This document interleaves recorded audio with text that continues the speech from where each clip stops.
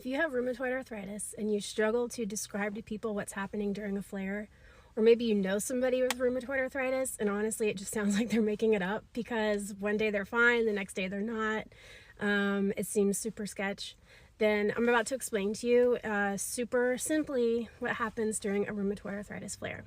So you can think of 4 scales like a spectrum. The first one is pain. The second one is mobility or stiffness. The third one is time or like period of time. And then the fourth one is the other goodies like brain fog and fatigue. All of these are a spectrum. So pain goes from I'm totally fine to the worst pain you've ever felt. Mobility goes from I can move great, no issues, all the way to I cannot move at all, it's frozen. And then time ranges from a few hours all the way to like a few years. And then same thing with brain fog and fatigue. These spectrums all move independently of one another. So your pain could be up here, but you can still move totally fine. And you might only be in a flare for a few hours. And that can all switch. So maybe your pain isn't that bad, but your joint is completely frozen, so on and so forth. Now, think of a little chart like that, but for every single joint in your body. So my shoulder has its own thing going on that is different from what's happening in my hip. So my shoulder could be in a great amount of pain, but I can still move it. But maybe my hip, I can't move at all, but the pain isn't that bad. And again, the length of time that these flares are happening are all different as well. So maybe my hip has been bothering me for weeks. My shoulder just started hurting this morning, and by this afternoon, it's probably going to be okay again. It's super volatile like that. So you can think of every joint in the body having its own little chart, and all of these symptoms have spectrums that move independently of one another. So that's why it's such a sketchy disease, and why honestly, if you have somebody in your life with RA and you're always just really confused about what's going on with them, that's why, because it is super, super volatile. Since I get asked so many questions about having rheumatoid arthritis, I thought I would clear up some misconceptions that people have about RA. Let's talk about it. RA is just like regular arthritis. We tell people we have rheumatoid arthritis, they tend to think it's the same as osteoarthritis, which is typically what older people get. So rheumatoid arthritis is an autoimmune disease, which means my immune disease attacks my joints. So my immune disease causes inflammation and damage to my joints. As osteoarthritis is just wear and tear. My body is thinking that my joints are the enemy. Fun, right? Only older people get RA. Like with osteoarthritis, I think when people hear the word arthritis, they immediately think the older generation. But I got rheumatoid arthritis, also referred to as JIA when it comes to getting it when you're young. I got it at the age of 15. I have friends who have gotten diagnosed at ages 4 and even 2. Age is not a factor when your immune disease decides to go rogue. You don't look sick. Ooh, does this one hit home? Just because you can't physically see my pain doesn't mean it's not there. My RA is invisible, but trust me, my fatigue, joint pain, and stiffness and damage are all real. RA is just joint pain and nothing else. So RA is a systemic disease, which means it can also affect my heart, lungs, eyes, and overall energy levels. Some days, just getting out of bed feels like running a marathon. Exercise and diet can cure RA. There is no cure for RA currently. Staying active and eating a balanced, healthy diet will help me, and I highly advocate doing so because it will make you feel better. But I do need medications like biologics in order to manage the disease and to stop the progression of it, or else it can cause more joint damage and issues to, like I just said, my lungs, eyes, heart, etc. If eating kale could cure my RA, I would eat nothing else. Now, this one is quite common, and I was even told this at the workplace. You should just push through the pain. Actually, you should do the complete opposite. Have RA, listening to your body is key, and resting during a flare is necessary. It's not lazy. It's necessary because taking it easy and resting will prevent more damage. When it comes to us, self-care isn't selfish. It's survival. Remember, compassion goes a long way, especially for invisible illnesses. Yeah, no, I can't put this on while talking. So just be kind to others because you never know what they're going through, physically and mentally. And just a reminder, babies, you are not lazy. Mwah. You have rheumatoid arthritis. Of course your coworkers think you fake it to get out of work. You have rheumatoid arthritis. Of course everybody thinks you're a flake because you cancel plans all the time. You have rheumatoid arthritis. Of course you're still going to do things that are fun even though you're going to pay the price later. You have rheumatoid arthritis. Of course you can predict the weather. You have rheumatoid arthritis. Of course people make weird comments when you do your makeup or look really nice. You have rheumatoid arthritis. Of course your bedside table looks like it belongs to somebody 80 years older than you. You have rheumatoid arthritis. Of course you have splints and gloves and all kinds of things all over the place and you still forget to use them. You have rheumatoid arthritis. Of course you don't plan anything more than like 12 hours out. You have rheumatoid arthritis. Of course you're going to say you feel fine when people ask you. You have rheumatoid arthritis. Of course you look like that meme of Ben Affleck smoking a cigarette whenever people ask you, so what is rheumatoid arthritis? You have rheumatoid arthritis. Of course your dog is the only one who understands you. A, B, C, D, E, F, G. All I want is to be free. Hi, my name is Dr. Rubin, and I was tagged in that video many times asking what I thought about it. And if you look at the translation from the captions, it states moon children, which is likely referring to a rare genetic disorder that affects about 1 in a million people called xeroderma pigmentosum that was initially described in the 1870s by Moritz Kaposi. And this is the same dermatologist who has a skin tumor named after him called Kaposi's sarcoma. This is a type of disorder that I'm familiar with because when I was growing up, there was a classmate of mine who had this. And essentially what happens is that there is a problem with the skin being able to repair itself when it's exposed to UV radiation from the sun. So they're at a higher risk of developing skin cancer and other related issues such as pigmentary changes, seizures, cataracts, and brain cancer. And so these children and adults generally wear protective clothing that in this case looks like a spacesuit to try to protect their skin from the sun, and they try to limit the amount of time that they spend outdoors in order to stay as healthy as possible.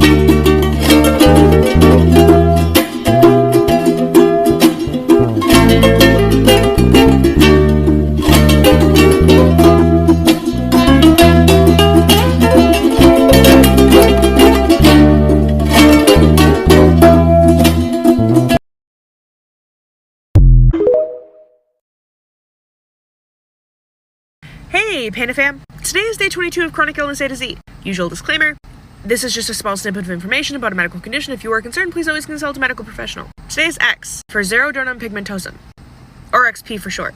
XP is a genetic condition that inhibits the ability of the DNA to repair damage after exposure to UV light. Symptoms usually occur by age 2, and they can include severe sunburn and blistering after just a small amount of UV exposure, scaling of the skin, photophobia, skin cancer at a really early age, dry eyes, corneal clouding or corneal ulcers, delayed growth, muscle weakness, and hearing loss. Unfortunately, right now, treatment only involves protection. UV blocking clothes whenever you're outside, including long sleeves and long pants, the highest SPF sunscreen you can possibly find, UV blocking blinds on the houses, and UVA and UVB blocking sunglasses whenever you're outside, as well as treatment for any skin cancer that may occur. Hey, if you like this series, please consider giving it a like, comment, or a share to feed the algorithm. And check out the Chronic Illness A to Z podcast linked in my bio. Join me tomorrow for the letter Z. Any guesses?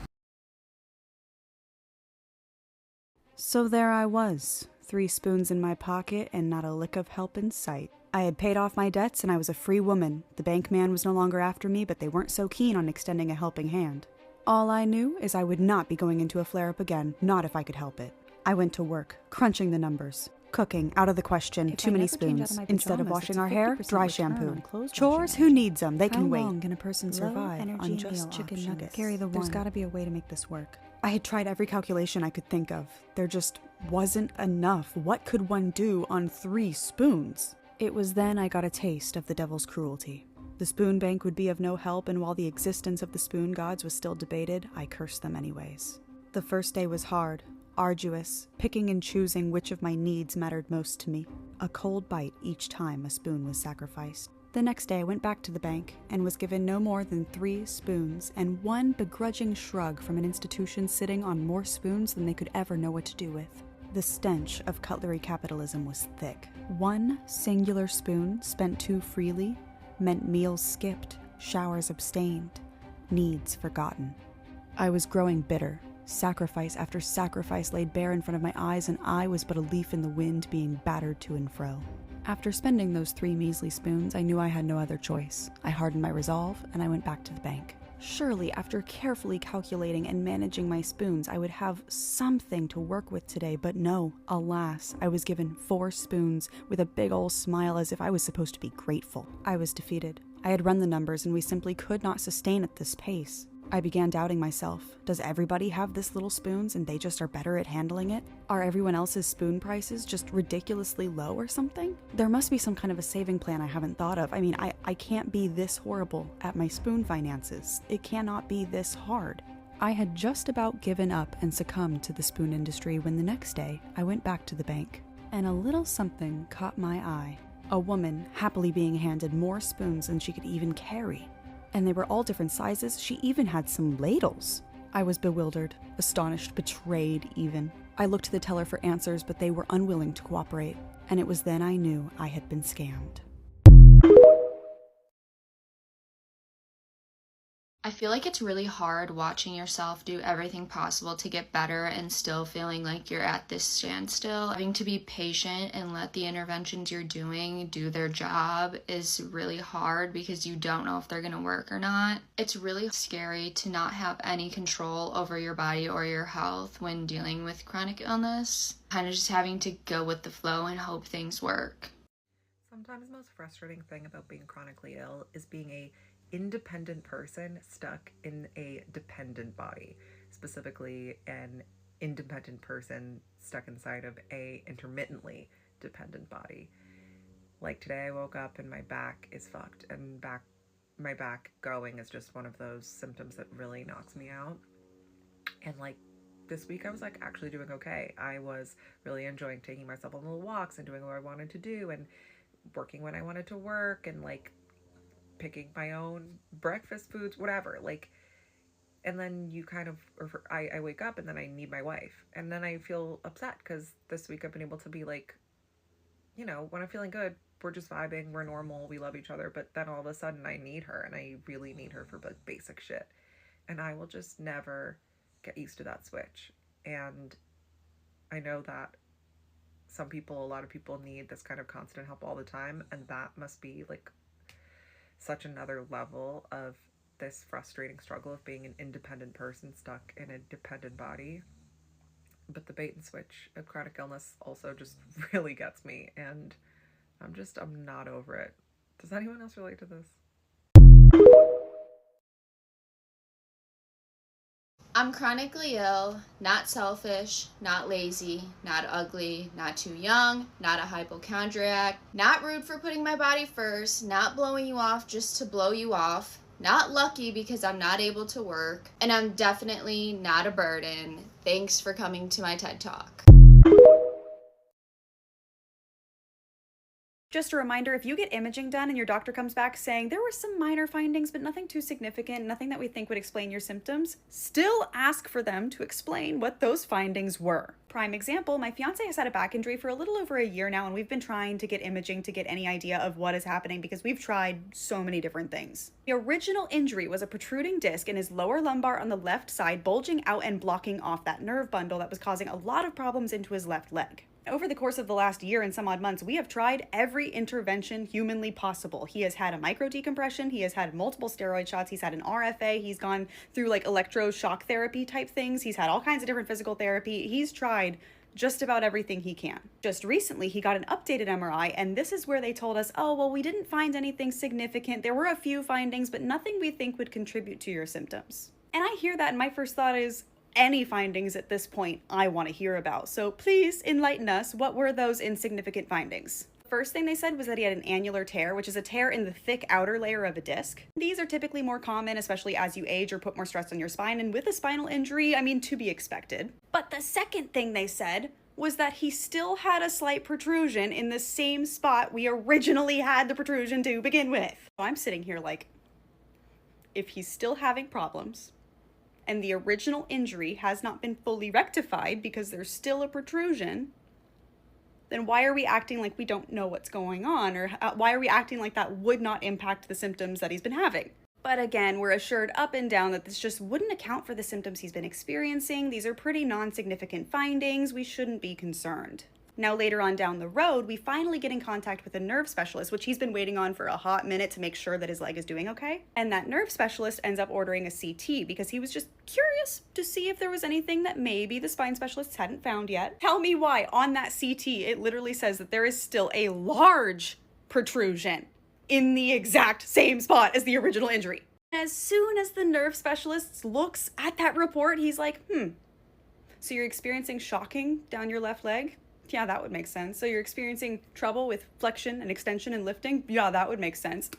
Cutting in here to say, thank God for this nerve specialist. This is the guy that I got my EMG from and that my fiance got his first EMG from with his arm issues like way back. He is amazing. I love him so much. So he's finally validating, like, no, everything you're saying makes sense. There is literally a visual, identifiable reason for all of the problems that you've been listing. It's right here, right where you originally, fuck. Oh, but they're just insignificant findings, right? They couldn't possibly have anything to do with the symptoms he's experiencing. Oh!